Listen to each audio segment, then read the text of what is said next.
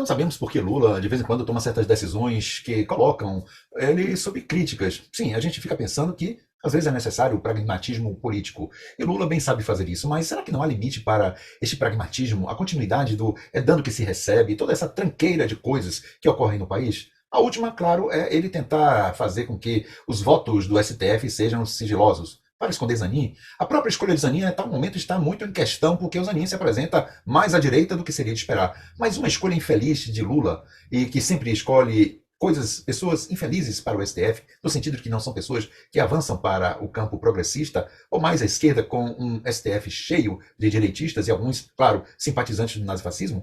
Mas a última que está eclodindo agora é a demissão de Ana Moser, do Ministério dos Esportes, para fazer a concessão ao Arthur Lira. Arthur Lira. Vamos ver, na rapidinha das notícias de hoje, o que a gente tem nesse 5 de setembro de 2023 sobre esta concessão de Lula ao PP do Lira. Vamos ver. No Metrópolis, coluna do Noblar, blog do Noblar, hoje, 5 de setembro de 2023, foi publicado às 10 horas da manhã.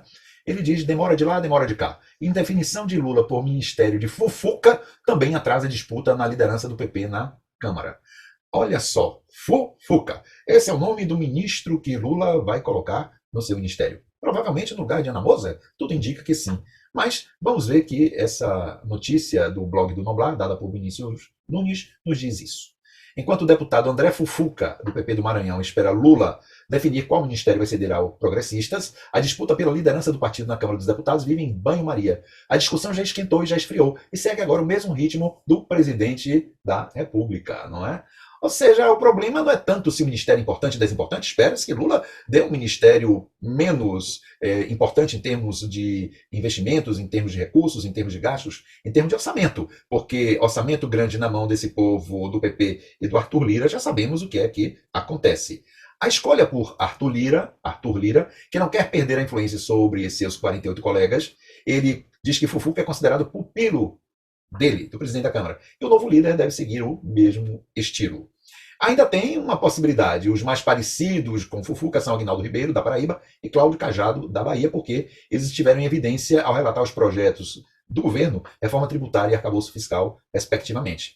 Mas também o Lira pretende trazer de volta o doutor Luizinho. Esses nomes de deputados são muito interessantes, né? Dá a impressão de que aquele cara da esquina que se elegeu vereador, depois chegou a deputado, sabe-se lá, com apoio do quê? Que atualmente está licenciado do cargo e atua como secretário de saúde no Rio de Janeiro.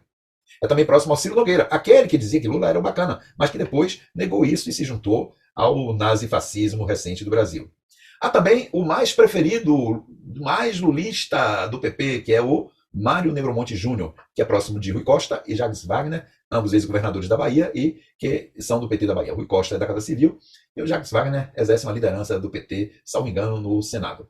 E ainda tem um nome que corre por fora, o de Eduardo da Fonte, de Pernambuco, já foi líder do PP em 2013, mas é visto como adversário de Lira, por isso não deve conseguir a vaga. Aí está a lambança em que o Lula se mete para poder obter as votações em certo ritmo na Câmara Federal, que o Lira é o presidente. Vocês estão bem vendo a minha cara mesmo de náusea, não é? Aliás, esse momento no Brasil está causando náusea, porque cada dia que mexe na família do Bolsonaro e da sua entourage, mais sujeira aparece, mais crimes aparecem e a prisão não acontece. E a gente fica esperando que um conjunto de fatores possa fazer isto, que o momento não favorece. Né? Também Lula não disse até agora quem vai para a PGR. E com isso atrasa todo um processo de punições no país com relação a esses bandidos. Porque há receio de, denunciando eles, o PGR diga que os processos não têm validade, e aí para ressuscitar esses processos é um problema. Então está se esperando que o sujeito lá, o Aras, saia lá pelo dia 26, 27 de setembro, que o Lula acerte em colocar um PGR sério, de qualidade, na PGR. Bem, a gente então tem essa lambança de Lula, tudo indica que a Ana Moser, ao ser demitida, deve se colocar no Ministério dos Esportes, essa pessoa do Lira. Né? Vamos ver quem vem. Mas vindo do Lira e do PP, vocês acham que vem alguma coisa boa? É isto que a gente tem que também criticar, embora coloquemos em Lula esperanças, naturalmente, pela sua história, pela sua capacidade, pela sua sagacidade política, pela sua condição de estadista, a gente coloca, deposita nele esperanças para fazer o Brasil avançar. Por outra, é irritante, é triste, é nauseante ver que ainda gente como Lira quer manter a sua capacidade de negociar com um presidente da República do tamanho de Lula, e Lula ter que ceder. O problema não é ser o Ministério dos Esportes ou o Ministério da Fazenda, não é isso. É ter que eticamente ver uma descida de diálogo, de qualidade, de condição política ao conceder a Lira a possibilidade de barganhar na política e de a gente ver a política ainda ser feita na base de barganha, coisa de que o Brasil não se livra, não tem jeito. Isto provavelmente desde que ele era colônia, passando pelo Primeiro e Segundo Império, vindo por Deodoro e passando por todo este período de república que temos neste país. Não dá náusea, gente, sinceramente. Mas vamos apostar no tempo. Ah, e ainda tem aquela coisa, né? Por que este cara do Banco Central já não foi defenestrado? Porque todos os resultados econômicos do país mostram um progresso, um notável resultado econômico, e este freio de cavalo que este sujeito do Banco Central impõe ao Brasil, este netinho da ditadura, o Fields Neto, o Campos Neto impõe ao país, atrasando esta economia e fazendo com que o Brasil demore na agenda das mudanças socioeconômicas de que tanto precisa.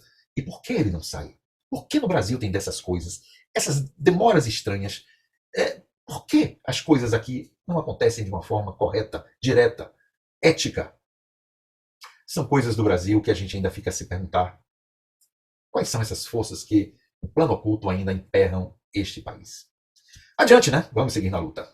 Um abraço, até outra oportunidade.